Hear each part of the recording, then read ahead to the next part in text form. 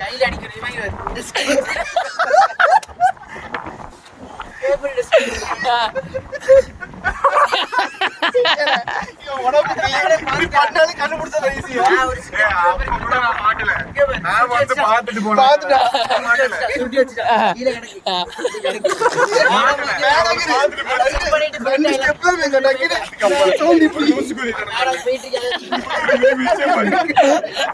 sound கேட்டோம்